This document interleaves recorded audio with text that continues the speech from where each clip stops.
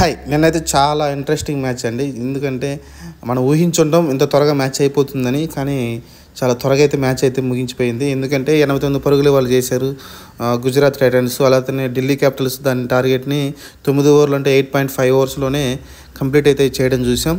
దీనికి Rishabh పంత్‌కి man the match ఇచ్చారు. అది మరి ఎందుకు ఇచ్చారో అర్థం కావట్లేదు. ఎందుకంటే బౌలర్స్ ఈ మ్యాచ్ గెలిపించింది అనుకోవచ్చు. రెండు సైడ్లు కూడా బౌలర్స్ మంచిగా వేయడం చూసాం. ఎందుకంటే ఢిల్లీ క్యాపిటల్స్ కూడా 4 వికెట్లు కోల్పోయారు. ఆ తర్వాత వాళ్ళు ఆల్అవుట్ అయ్యారు. అలానే ఇషాంత్ శర్మ 2 వికెట్లు, ముఖేష్ కుమార్ 2 వికెట్లు తీసుకోవడం చూసాం. అక్షర్ పటేల్ తీశాడు, స్టబ్స్ తీశాడు. స్టబ్స్ సడన్గా వచ్చి బౌలింగ్ వేసాడు. ఊహించలేదు వాళ్ళు. మంచిగా బాల్ గ్రిప్ అవుతుంది కాబట్టి అక్షర్ పటేల్, కుల్దీప్ యాదవ్తో పాటు స్టబ్స్ కూడా వచ్చి వికెట్లు వేయడం చూసాం. కుల్దీప్ యాదవ్ వికెట్ పడలేదు, కానీ మంచి బౌలింగ్ అయితే వేయడం చూసాం. అలానే ముఖేష్ కుమార్ 2 తీశాడు. ఇషాంత్ శర్మ ఈ ఏజ్లో కూడా 2 వికెట్లు తీయడం చూసాం. మంచిగా అయితే బౌలింగ్ వేస్తున్నారు. ఎక్కడ కూడా వాళ్ళు బాల్ను టచ్ చేయడానికి అయితే చాలా ఇబ్బందులు పడ్డారు. బాల్ చాలా మిస్ అవుట్ అయినాయి బ్యాటింగ్ నుంచి అయితే. ఆ విధంగా అయితే జీటీ అనేది చాలా ఇబ్బందులు అయితే ఎదుర్కొంది బ్యాటింగ్ టైంలో అయితే. ఇంకపోతే ఫస్ట్ టాస్ చాలా ఇంపార్టెంట్ అయిపోయింది. ఎందుకంటే అది బ్లాక్ సాయిల్ అనగానే ఆటోమేటిక్గా స్పిన్నర్కి అనుకూలంగా ఉంటుంది. ఎందుకంటే అటు పక్క ఏదైతే గుజరాత్ టైటన్స్ పక్కన కూడా మంచి మంచి స్పిన్నర్స్ ఉన్నారు. మనకు రషీద్ ఖాన్ లాంటి వరల్డ్ క్లాస్ బౌలర్ అయితే వాళ్ళ దగ్గర ఉండటం చూసాం. ఆ ధైర్యంతోనే వాళ్ళైతే ఆ పిచ్ని అయితే తీసుకున్నట్టు తెలుస్తుంది. కానీ ఇంత తక్కువ స్కోర్కి ఆల్అవుట్ అవుతారని అయితే ఎవరు ఊహించలేదు. అందరూ వరుసగా అయితే పెవిలియన్కి అయితే పడడం చూసాం. షా కావచ్చు, సాయి సుదర్శన్, సుమన్ గిల్ కావచ్చు. సాయి సుదర్శన్ అన్ఫార్చునేట్లీ రన్అట్ అయ్యాడు. సాయి సుదర్శన్ యాక్చువల్గా తమిళనాడు నుంచి ఆడతారు కాబట్టి అతనికి ఇలాంటి స్పిన్ ట్రాకులు చాలా బాగా అలవాటు. కానీ అతను రన్అట్ అనేది కొంచెం కీలకమైంది అనుకుంటాను నేనైతే. ఆ తర్వాత డేవిడ్ మిల్లర్ క్యాచ్ అండి, ఎక్సలెంట్ అండి. పంత్ని T20 వరల్డ్ కప్కి డైరెక్ట్గా అయితే తీసుకునేలా కనిపిస్తున్నారు, ఎలాంటి పరీక్షలు లేకుండా. ఎందుకంటే ఆ క్యాచ్ తీసుకున్న తీరైతే ఎక్సలెంట్ అనమాట. బ్రిలియంట్గా అయితే క్యాచ్ పెట్టడం చూసాం. చాలా దూరంగా వెళ్తుంది, చాలా డైవ్ చేసి అయితే ఈ క్యాచ్ని అయితే తీసుకోవడం చూసాం. అది కూడా మళ్ళీ అక్కడ రివ్యూ తీసుకున్నారు. ఎందుకంటే బ్యాట్ తగిలిందా అనేది కన్ఫ్యూజన్లో ఉన్నారు. ఇషాంత్ శర్మ ఏమో ఖచ్చితంగా అది 2 సౌండ్లు వచ్చినాయి అని చెప్పడం చూసాం. అలానే స్టబ్స్ అందరూ దాన్ని కొంచెం అయితే గట్టిగా సమర్థించి రివ్యూ అయితే తీసుకోవడం చూసాం. ఓవరాల్గా అయితే రివ్యూ తీసుకున్నారు. రివ్యూ తీసుకొని ఆ రివ్యూ సక్సెస్ కూడా అయింది. ఆ డేవిడ్ మిల్లర్ అనేది కొంచెం టర్నింగ్ పాయింట్ అనుకోవచ్చు. Sai Sudarshan run out, David Miller catch, brilliant catch. ఇంకా వరుసగా అయితే వికెట్లు ఎక్కడ ఎత్తువాటే కావచ్చు, ఎవరు నిలబడలేదు. షారుఖ్ ఖాన్ని ఇంపాక్ట్ సబ్గా తెచ్చుకున్నారు, కానీ అతను ఇంపాక్ట్ చేయలేకపోయాడు. డక్అవుట్ అయిపోయాడు రాంగ్ అని బాల్కి అయితే. అది కొంచెం చూడాలి, విమర్శలు వినపడుతుంది దాని మీద అయితే. దాని గురించి నెక్స్ట్ మాట్లాడుకుందాం. ఇంకా ఆ తర్వాత ఇంకెవరు లేరండి, ఒక్కడు రషీద్ ఖాన్ మటుకు లాస్ట్లో నిలబడి కొంచెం షాట్లు ఆడితే స్కోర్స్ వస్తాయని అయితే వాళ్ళు నిరూపించాడు. కానీ మిగతా వాళ్ళందరూ చాలా జాగ్రత్తగా ఆడి అన్నీ ప్లేడ్ అవుట్ అవుతూ వచ్చారు. ఎందుకంటే బాల్ కూడా టచ్ చేయలేకపోయారు జీటీ టీం అయితే. ఇంకా ఢిల్లీ క్యాపిటల్స్ అయితే యాక్చువల్గా టార్గెట్ చాలా తక్కువ ఉంది. 89 పరుగులకు ఆల్అవుట్ అయిపోయారు. 20 ఓవర్లు 89 అంటే చాలా ఈజీ టార్గెట్. 120 అలా 130 ఉంటే కొంచెం క్రిటికల్ అవుతుంది ఇలాంటి పిచ్చుల పైన. కానీ 89 అంటే కళ్ళు తెలిసి కళ్ళు మూసేలోపు అయిపోతుంది. కానీ ఢిల్లీ క్యాపిటల్స్ అయితే అసలుకి ఒకటే డిసైడ్ అయ్యారు, ఖచ్చితంగా ఇది త్వరగానే కంప్లీట్ చేసేసుకోవాలి. ఎందుకంటే రన్ రేట్ ఇంపార్టెంట్ అవుద్దు. వాళ్ళు -1 దాకా ఉన్నారు కాబట్టి దాన్ని ఇంప్రూవ్ చేసాను అనుకున్నారు. ఎందుకంటే వికెట్లు పడ్డా పర్లేదు, 5-6 వికెట్లు పోయినా పర్లేదు, కానీ ఖచ్చితంగా టార్గెట్ని మనం చాలా తక్కువలోనే కంప్లీట్ చేయాలనుకున్నారు.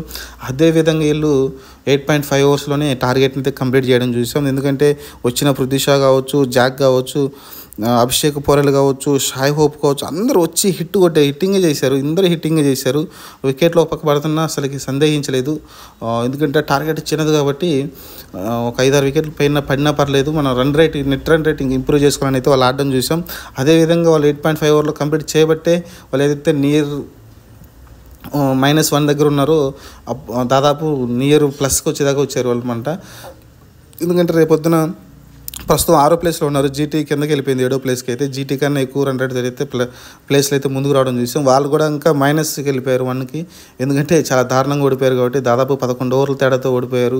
అలానే వికెట్స్ కూడా చూసుకున్నా కూడా ఎక్కువ వికెట్లు పెద్ద పట్టించుకోరు కాబట్టి నెట్ రన్ రేట్ అనేది బాల్స్ని కౌంట్ చేస్తారు. రన్స్ బాల్స్ మీద డిపెండ్ అయి ఉంటుంది నెట్ రన్ రేట్ కాబట్టి. ఆ విధంగా చూసుకుంటే ఢిల్లీ క్యాపిటల్స్ అయితే అసలు ఎక్సలెంట్గా అయితే చాలా త్వరగా అయితే మ్యాచ్ని ముగించి వాళ్ళ నెట్ రన్ రేట్ అయితే బాగా ఇంప్రూవ్ చేసుకున్నారు అనుకోవచ్చు. ఎందుకంటే ఇంకా టాప్లో ఉన్న ఆర్ఆర్, కేకేఆర్, అలానే SRH, CSK ఏదైతే టీంలో ఉన్నాయో, LSG అన్నాయో వాళ్ళతో పోటీ పడాలంటే ఖచ్చితంగా ఇక్కడ నెట్ రన్ రేట్ అనేది చాలా ఇంప్రూవ్ అవ్వాలి. ఎందుకంటే వాళ్ళందరికీ ప్లస్లో ఉంది కాబట్టి. కాకపోతే ఎక్కువ మ్యాచ్లు ఆడారు, 7 మ్యాచ్ల దాకా ఆడారు కాబట్టి ఏదో ఒక ఛాన్స్ ఉంటుంది. ఇంకొక మ్యాచ్ గెలిచారంటే ఆల్రెడీ టాప్లో ఉన్న వాళ్ళందరూ 8 పాయింట్లతో ఉన్నారు. ఒక ఆర్ఆర్ని వదిలేస్తే మిగతా టీంలన్నీ 8 పాయింట్లతో ఉన్నాయి కాబట్టి ఈ మ్యాచ్లు కొంచెం 1-2 మ్యాచ్లు గెలిస్తే టాప్ 4లోకి వచ్చే అవకాశం అయితే డీసీకి ఛాన్స్ ఉంటుంది. ఇలాంటి మంచి చాలా ఫాస్ట్గా కంప్లీట్ చేసి, లేకుంటే ఎక్కువ రన్స్ కొట్టి ఎక్కువ రన్స్ తేడాతో గెలిస్తే నెట్ రన్ రేట్ కీలకం అవుతుంది. నాకు తెలిసి ఈ ఇయర్ ఐపీఎల్లో టాప్ 4 ఏదైతే టీమ్స్ ఉంటాయో వాటికి నెట్ రన్ రేట్ మీద డిసైడ్ అయ్యి టాప్ 1, 2, 3, 4 ప్లేస్లు అయితే డిసైడ్ అవుతాయి అనిపిస్తుంది నాకైతే. ఎందుకంటే పాయింట్స్ నాకు తెలిసి సమానంగా వచ్చేలా కనిపిస్తుంది టాప్లో ఉన్న అన్నిటికి కూడా. ఇది ఓవరాల్గా. మరి ఇంకా బౌలర్స్ విషయానికి వస్తే ఇంకా మెయిన్ ఇషాంత్ శర్మ అలానే ముఖేష్ కుమార్ మంచి బ్రిలియంట్గా బౌలింగ్ వేయడం చూసాం మనమైతే. అందరిని అయితే ఇబ్బంది పెట్టుకుంటూ వచ్చారు వాళ్ళైతే. చాలా స్టార్టింగ్లో అందరిని ఇబ్బందులు పెట్టారు, ఎవరిని అయితే మినహాయింపు లేదు, అందరిని ఇబ్బంది పెట్టారు. ఇంకపోతే ఇంకా పాయింట్ టేబుల్లో మీరు వాళ్ళు ముందుకు వస్తారనుకుంటే బాగానే ఇప్పుడు 7 మ్యాచ్లు ఆడారు. కాకపోతే వాళ్ళు టాప్లో ఉన్న కేకేఆర్ కానీ, సిఎస్కే, SRH, LHG వీళ్ళు 6 మ్యాచ్లే ఆడారు. 6 మ్యాచ్లకి 8 పాయింట్లతో అయితే మంచిగా అయితే ముందున్నారు. ఆర్ఆర్ని అయితే చాలా కష్టం టచ్ చేయడం. ఆల్రెడీ 12 పాయింట్లతో ఉన్నారు. అందరికన్నా 4 పాయింట్లు ఎక్స్ట్రానే ఉన్నారు వాళ్ళు. కేకేఆర్ కాబట్టి మంచి నెట్ రన్ రేట్ ఉంది. ఇంకా మిగతా వాళ్ళు ఎవరైతే ఉన్నారో SRH కానీ లేకుంటే సిఎస్కే కానీ 6 మ్యాచ్లు ఆడారు. వాళ్ళకి 8 పాయింట్తో ఉన్నాయి. +7 +0.5 తోటి అయితే వాళ్ళు ఉన్నారు ప్రస్తుతం అయితే. దాన్ని దాటాలంటే డీసీ ఇంకా పాయింట్ మైనస్లోనే ఉంది ప్రస్తుతం, కానీ ఇంకా -0.074 ఉంది. కాబట్టి ఇంకొక మ్యాచ్ ఇలాంటి మ్యాచ్ గెలిచిందంటే అది ఆటోమేటిక్గా 0.5కి SRH దగ్గరికి, సిఎస్కే దగ్గరికి అయితే నెట్ రన్ రేట్ అయితే వచ్చేస్తుంది. కానీ ఇంకొక మంచి మ్యాచ్ ఇలాంటి మ్యాచ్ అయితే పడాల్సి ఉంటుంది వాళ్ళకి. పడితే మటుకు ఖచ్చితంగా వాళ్ళు టాప్ 4లోకి అయితే కొంచెం వచ్చేలా కనిపిస్తారు. ఇది మరి ఇంకా ఎందుకంటే కింద చూస్తే మీరు LHG కానీ, డీసీ కానీ, జీటీ కానీ 3 కూడా 6 పాయింట్తో ఉన్నాయి. కానీ LHG 6 మ్యాచ్లు ఆడింది. వీళ్ళిద్దరు మటుకు 7 మ్యాచ్లు ఆడారు. మిగతాగా కలిసి ఎంఐ ఆల్మోస్ట్ కష్టం అనిపిస్తుంది. ఆర్సీబీకి అయితే నో ఛాన్స్ అనిపిస్తుంది. ఇంకా పీబీకేఎస్, పంజాబ్ కింగ్స్లో కూడా చెప్పలేము. వీళ్ళు ఎంఐ కూడా ఉంటుంది, ఛాన్స్ ఉంటుంది. వాళ్ళు కూడా 6 మ్యాచ్లో ఉన్నాయి కాబట్టి ఛాన్స్ ఉంటుంది. 7 మ్యాచ్లకు 6 పాయింట్లు వచ్చినాయంటే మళ్ళీ వీళ్ళతో సమానంగా ఉంటారు. LHG తోటి, డీసీ, జీటీతో సమానంగా ఉంటారు. కాబట్టి ఒకవేళ LHG ఇంకొక మ్యాచ్ ఓడిపోతే కాబట్టి చెప్పలేం. కాబట్టి ఈ టాప్లో ఉన్న ఏదైతే కేకేఆర్, సిఎస్కే, SRH ఓడిపోవాలనుకుంటారు. వీళ్ళు ఏదైతే కింద ఉన్నారో వీళ్ళు 4 ఉన్నారో వీళ్ళు పైన ఉన్న ఓడిపోవాలనుకుంటారు. మరి చూద్దాం. మరి కేకేఆర్, సిఎస్కే, SRH మంచి ఫామ్లో ఉన్నాయి కాబట్టి 3 టీంలు. మరి వాళ్ళు ఏమైనా మ్యాచ్లు ఓడిపోతే వీళ్ళకి ఛాన్స్ ఉంటుంది. ఎవరికంటే మన ఎంఐకి కానీ లేకుంటే డీసీకి కానీ, జీటీకి కానీ ఛాన్స్ ఉండాలంటే పైన ఉన్న టీంలు అయితే 3 టీంలు ఓడిపోవాల్సి ఉంటుంది. KKR, CSK, SRH. చూద్దాం. మరి ఇంకా ఇంట్రెస్టింగ్ కాబోతున్నాయి. సగం మ్యాచ్లు అయితే ఆల్మోస్ట్ అందరూ ఆడేస్తున్నారు.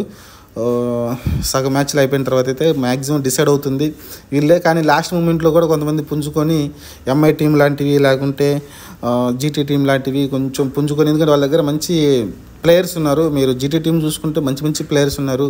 మిల్లర్ కానీ, సాయి సుదర్శన్ కానీ, గిల్ కానీ, మంచి సాహా కానీ మంచి ప్లేయర్స్ అయితే వాళ్ళ దగ్గర ఉన్నారు. కానీ అన్ఫార్చునేట్లీ ఈ సంవత్సరం అయితే వాళ్ళు వరుస మ్యాచ్లు అయితే గెలవలేకపోతున్నారు. స్టార్టింగ్ ఒక మ్యాచ్ గెలిచారు. వాళ్ళు గెలిచింది కూడా చూస్తే మీరు సిఎస్కే మీద గెలిచారు, SRH మీద గెలిచారు. మంచి బిగ్ టీమ్స్ మీదే గెలవడం చూసాం మనమైతే. కానీ చూద్దాం. మరి ఇంకా ముందు ఇంకా చాలా మ్యాచ్లు ఉన్నాయి కాబట్టి అప్పుడే డిసైడ్గా వెళ్ళాము. ఇంకా 7 మ్యాచ్లు ఉన్నాయి. 7 రౌండ్లు 14 పాయింట్లు ఉంటాయి కాబట్టి 14 పాయింట్లు ఎన్ని పాయింట్లు తెచ్చుకుంటారో చూద్దాం.